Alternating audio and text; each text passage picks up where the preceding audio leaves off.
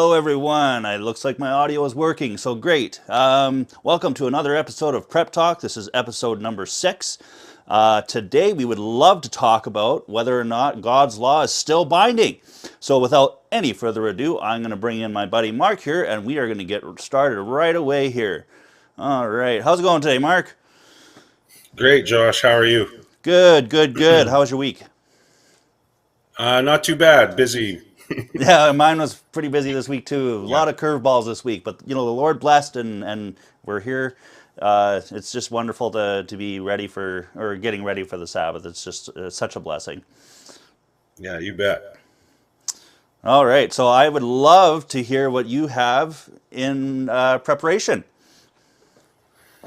Yeah, this is quite the topic that it's actually hard to believe that this is still a topic, really, because for there's been a lot of confusion about this for a long, long time, but you still run into people every once in a while that have this impression that God's law is not applicable to us today anymore. Which to me doesn't really make a lot of sense because why would he have a law to begin with if it's not applicable today? He says, I change not. Yeah, yeah, and then the question is I think it says also somewhere that God's law is eternal. Well, that means it's always been there. It just doesn't mean that it's going to last forever. It means it's always been there. Yeah, So even exactly. from the beginning. So why would something that's been eternal all of a sudden just be done and gone? So Yeah, it's an because interesting subject for sure. absolutely. I think one of the, I know from experience talking to people about this over the years, the number one passage that I think people bring up when it comes to this is in Corinthians, and it's 11 to 15. It'd be First Corinthians, I'm pretty sure. Or sorry, Chronicles. Okay, yeah, yeah, Chronicles, yeah. Or no, I'm still messing it up. Colossians. I can't read my own writing. Oh, that's all good, man. C-O-L means Colossians, Yeah, right? that would be right. Yep. Yeah. It's Colossians chapter 2, and then I didn't write it down. Colossians chapter 2, verses 11 to 15. This is where we find where kind of the confusion happens. And again, it's a typical problem of people don't read all the verses. They just read the one that sounds like what they want it to say, right? Yeah, yeah, yeah. So he says here in Colossians chapter 2, and I believe it's in verse 14, he says, having wiped out the handwritten requirements that was against us, which was contrary to us, and he has taken it out of the way, having nailed it to the cross. Right, right, right. So they interpret this then. So then they take this is what it literally says. And then they take this and they interpret it to be saying, oh, well, that's God's law was nailed to the cross. Right. But doesn't that say the handwritten stuff? Yeah, and this is one of those things that someone might hear a preacher say the law was nailed to the cross, and then they never bother picking up a Bible to see if it actually says that. And maybe in some translations it might say the law, but this is the New King James Version. It says the handwriting of the requirements which was contrary to us, and other translations say which were against us, Right. or which were a witness against us. There's a few different ways, but a lot of translations it spells this whole thing out. It just doesn't say God's law was nailed to the cross. And so we Absolutely. have to think about, so that yeah, and that's a clue. So that's a clue. So what is he talking about that was nailed to the cross? If it wasn't the Ten Commandments, what was it that was nailed to the cross? Well, it says ordinances, right? The handwriting of requirements. Yeah, and I think another translation will say the handwriting ordinances. Yeah. And so oftentimes this is Paul writing. So Paul was a Jew, right? Paul was not only was he a Jew, he was a Pharisee. And he even referred to himself as a Pharisee of Pharisees. Like, Yeah, that's right. he kind of, almost boasted a little bit about how well versed in Jewish law and everything that he was. That's right. Yeah. So if anybody knows what he's talking about, it should be this guy. Yeah. Absolutely. So oftentimes Paul, what he would be quoting the Old Testament, because of course in Paul's day there was no New Testament. That's correct. So if we want to find out what he's talking about, we need to go to the Old Testament. So this passage here, this reference, he makes handwriting of requirements, is really interesting, because if we look in Deuteronomy chapter 31, and we can look at verses 25 and 26. And now this is Deuteronomy here. This is after Mount Sinai. This is after the 10 Commandments were given. And then all these other ordinances were given, the feast days and the dietary laws and all these other Levitical rules and all this other stuff. And Moses was instructed to write them all down. So unlike the 10 Commandments, which were written by God's own hand, we'll get to that in a minute, these laws were dictated to Moses, and then Moses wrote them down with his hand. Right. So right. that's where we get the handwriting from. Yeah. So it says here in Deuteronomy 31, 25, 26, it says that Moses commanded the Levites who bore the Ark of the Covenant of the Lord, saying, take this book of the law. So now he's written this all down in a book, the book of the law, and put it beside the Ark of the covenant of the Lord your God, that it may be there as a witness against you. Against you. So that's the same thing that we just read about in Paul's writings. So this is what Paul just said in Colossians, right? He said the handwriting of the ordinances that was against you was nailed to the cross. That's right. So I think it's safe to say in Colossians chapter 2, Paul is referring to this book of the law that Moses hand wrote down, all these ordinances, and then it was placed beside the ark. This is what was nailed to the cross, right? So we can also look then, and let's go back a little bit further in Deuteronomy to Deuteronomy chapter 10, and that's verse 2 and verse 3. And this is back, we backed up back in time a little bit here. Now God's instructing Moses, and he says to build yourself an ark of wood. This is now he's telling him to build the Ark of the Covenant, the ark of this ark that we just talked about. Right. Where he put the book of the law on the outside of the ark to serve as a witness. So he says here in Deuteronomy chapter 10, he says, build yourself the ark of wood, and I will write on the tablets the words that were on the first tablets which you broke. Now remember the story, of course, when Moses got the 10 Commandments from God wrote them onto these tablets of stone with his own finger and then gave them to Moses. Moses came down on the mountain. When he saw that Aaron had built this golden calf and everybody was worshiping it, in anger he smashed the tablets and he broke them. That's right, yes. So here now Moses is back up the mountain. God's saying, okay, bring me 2 new tablets and I will rewrite them all out. So again, with God's hand, even the second time, God's hand, God's finger rewrites all the 10 Commandments out of these tablets of stone.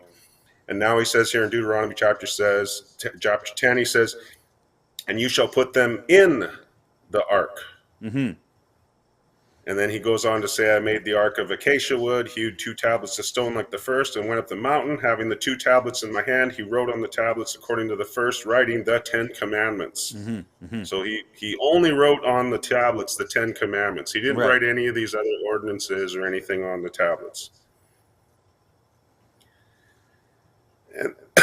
And then we can go ahead a little bit further, and they said, the Lord gave them to me. Then I turned and I came down from the mountain, and I put the tablets in the ark which I had made, and there they are, just as the Lord commanded me.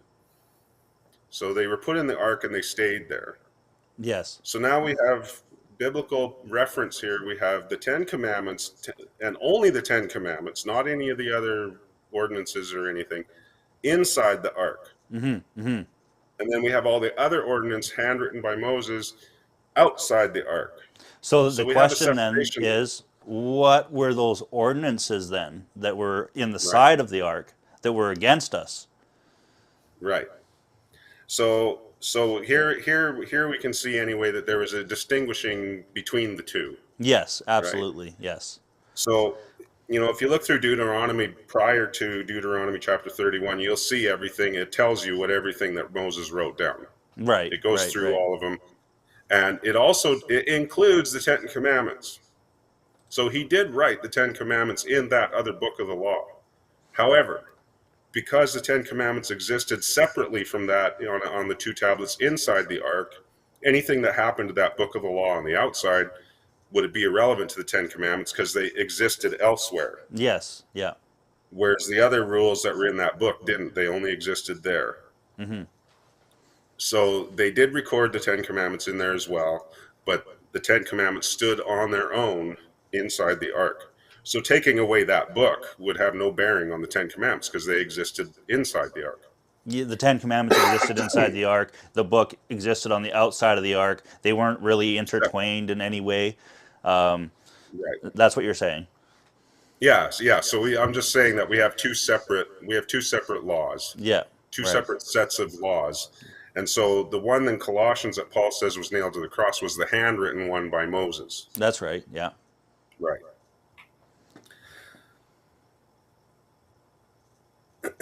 So we see in Deuteronomy, he's like I said, he talked about the feast and the festivals and all that kind of thing, right? So now we can go to James. James was believed to be the brother of Jesus, and of course he was writing after Christ's death and resurrection, probably even 30, 40 years after. Mm-hmm. So this would be New Testament Christians, right? Because that's a lot of times the claim, I believe, maybe you've heard that, is, that was then, this is now, right? We're New Yeah. Testament Christians. We're Yeah, New yeah. I've Covenant heard that Christians. lots. We're not subject to that. Yeah. So this is James writing to the New Testament Christians. I'm still getting over my cold a little bit, but at least I can talk a little bit now. Yeah, you're not as bad as you were last week. That's for sure.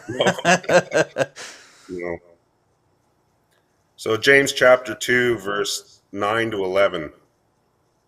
And do you have a Bible handy? I have my phone handy. I can use that. Okay. I Yeah, I 'cause have maybe I'll the. get you to read them. I'll get you to read the passages. I'll give them to you, but I'll get you to read them just to save my voice a little bit. Okay, just give me a second here while I open it Oh, pardon me. up. All right, what was the passage you wanted me to do? It was James. James chapter 2. Okay, just give me a second. What was the verse? And verses 9 to 11. Okay. But if you show partiality, you commit sin, and are convicted by the law as the transgressors. For whosoever shall keep the whole law, and yet stumble in one point, he is guilty of all. For he who said, do not commit adultery, also said, do not murder. Now, if you do not commit adultery, but you do murder, you have become a transgressor of the law. So he says, so here, first of all, I think he's obviously referring to the Ten Commandments because he Yeah. lists two of them as Yeah. examples. Very specific examples. Yeah. But another point he makes here in verse 9 is he says, excuse me.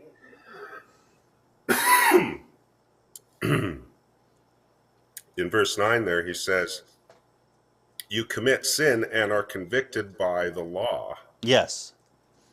As transgressors, yes. As transgressors. So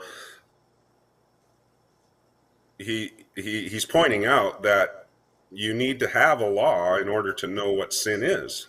Well, and that's my perspective of it as well. Like, it doesn't logically make sense to me that there is no law. I was actually talking to a friend of mine on the internet today, and one of the thoughts that came to mind while I was talking to him was that the first line in the Satanic Bible is "do as thou wilt."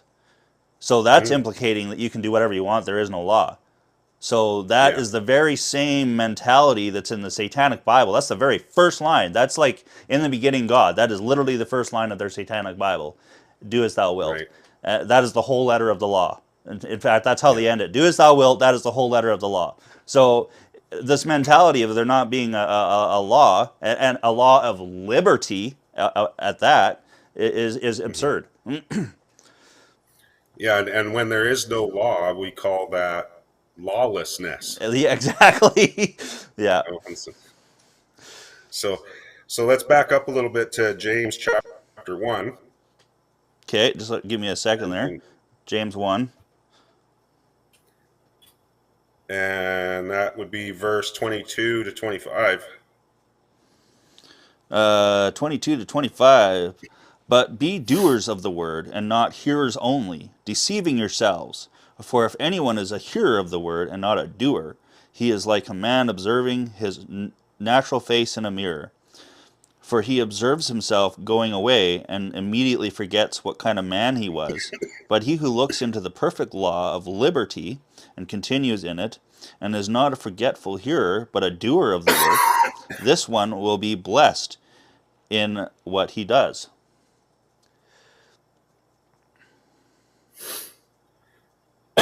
Pardon me. Do you So have any, do you have there he any water? refers You that, gotta that you perfect. gotta you gotta bug your wife for some water.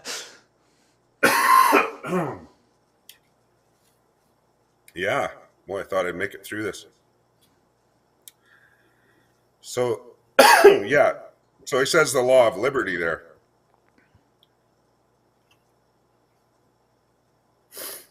Well, and that's how I view the Ten Commandments, because basically, the Ten Commandments, if you boil it right down, Jesus says that. Um, I'm trying to think of the verse now, but basically, all the law and the prophets hang on love God, and then love your neighbor as yourself, right? And all the law and the prophets hang on this, right? So Mhm. that's why the law, the Ten Commandments, is a law of liberty, because it's all about love.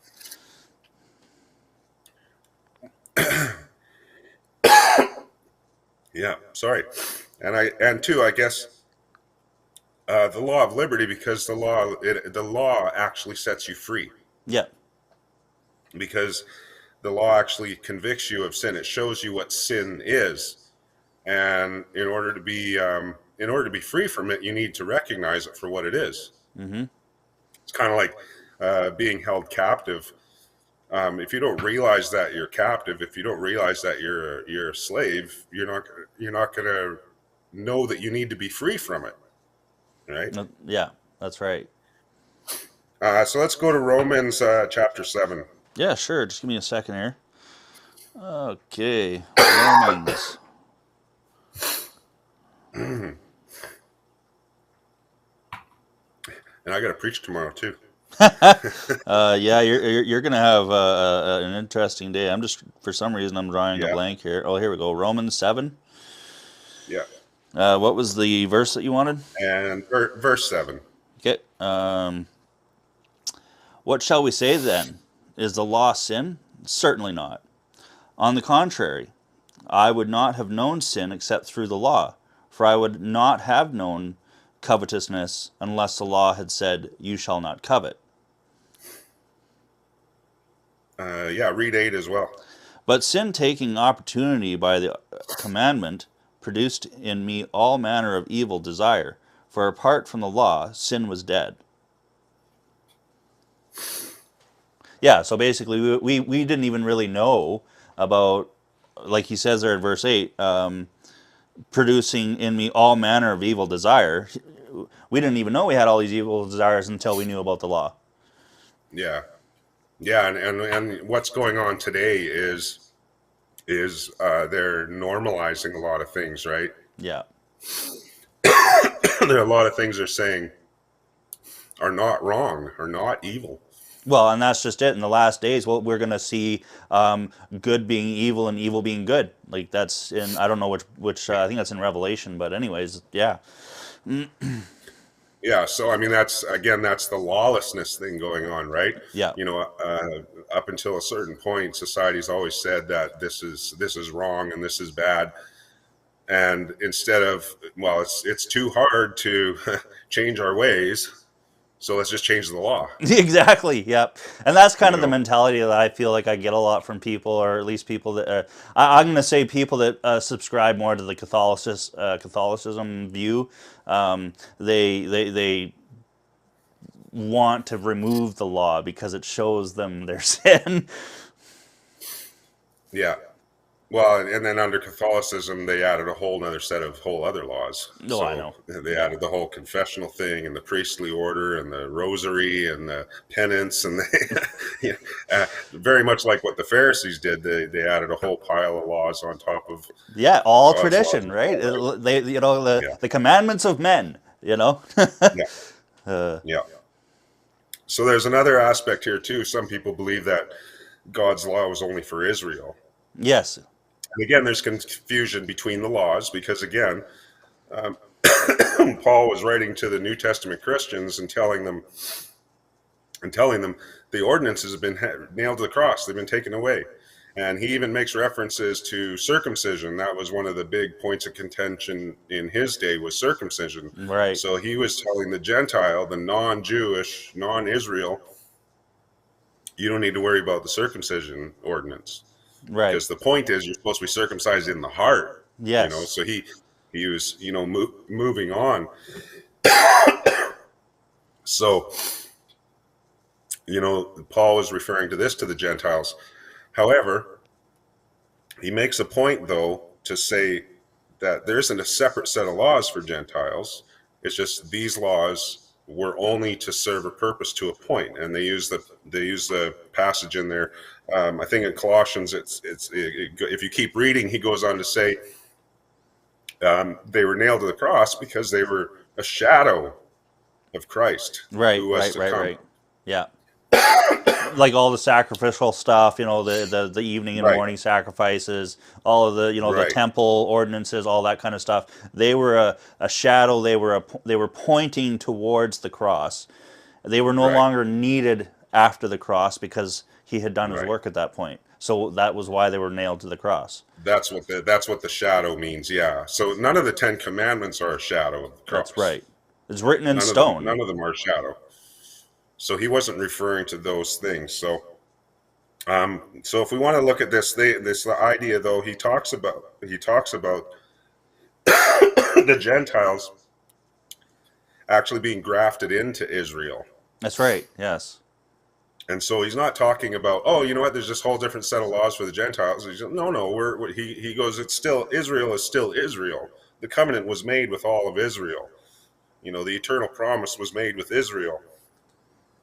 And so let's look at Romans 11. Sure. Just let me get my phone going here. Okay. I just went past it here. Romans 11, verse 11, and pretty much on. But Okay. I may read a little slow, but we'll get it done. I say then, have they stumbled that they should fall? Certainly not. But through their fall, to provoke them to jealousy, salvation has come to the Gentiles. Now, if their fall is riches from the world, and their failure riches from the Gentiles, how much more their fullness? For I speak to you, Gentiles, inasmuch as I am an apostle to the Gentiles. I magnify my ministry. If by any means I may provoke to jealousy those who are my flesh and save some of them, for if their being cast away is the reconciling of the world, what will their acceptance be but life from the dead? For if the first fruit is holy, the lump is also holy, and if the root is holy, so are the branches.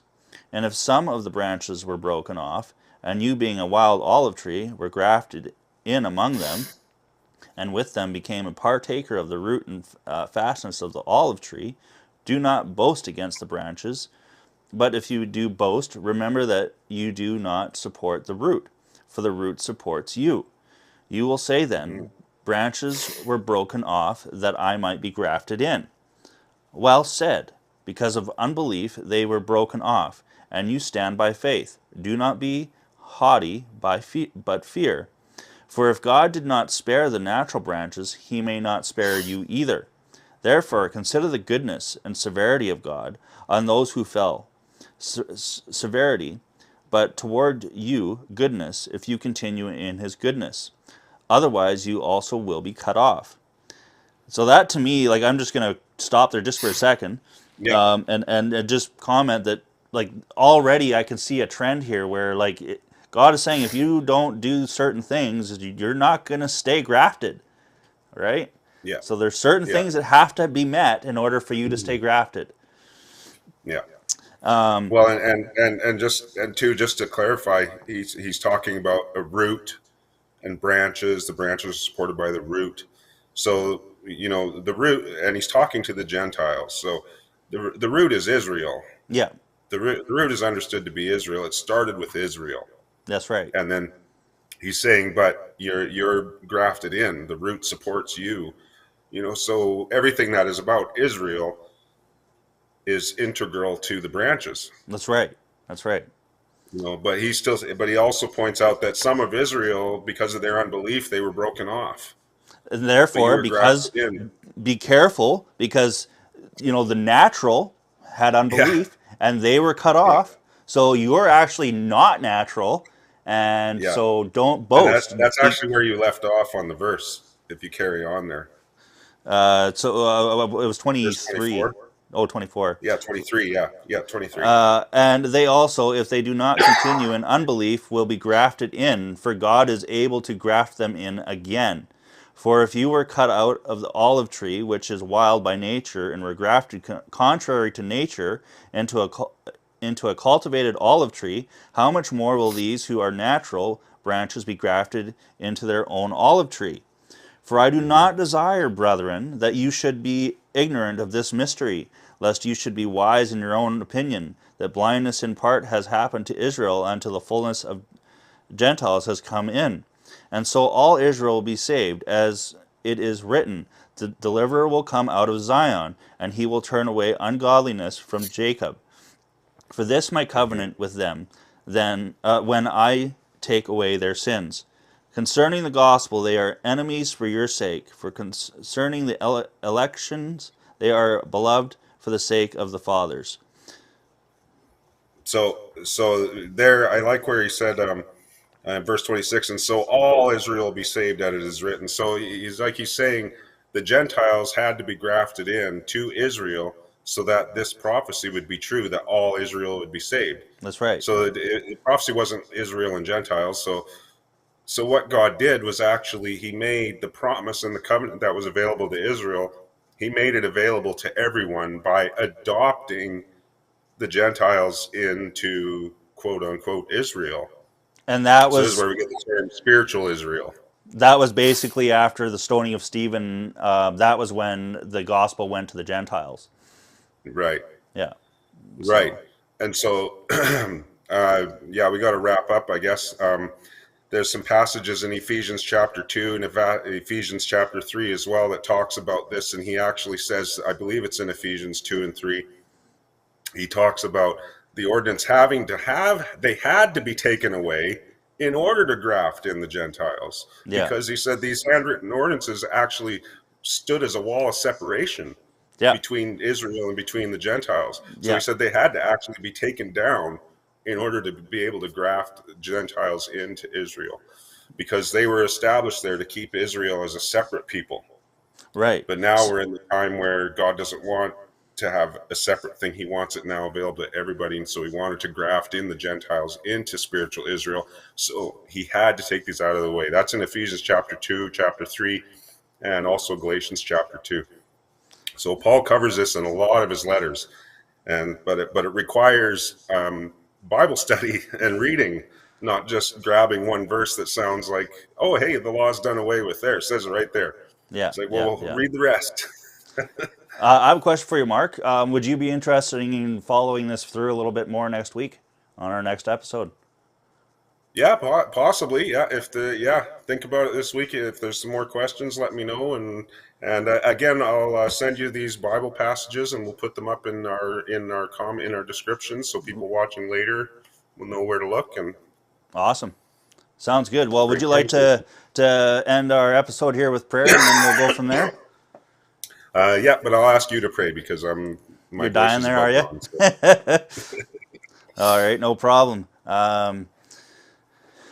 Dear Heavenly Father, I want to thank you for this day, and I want to thank you for the blessings and the goodness that you have always bestowed upon us. And it's only that when we start to turn our hearts towards you and move in your direction that we start to see those things. And so I want to thank you from the bottom of my heart for the blessings that you have bestowed upon us.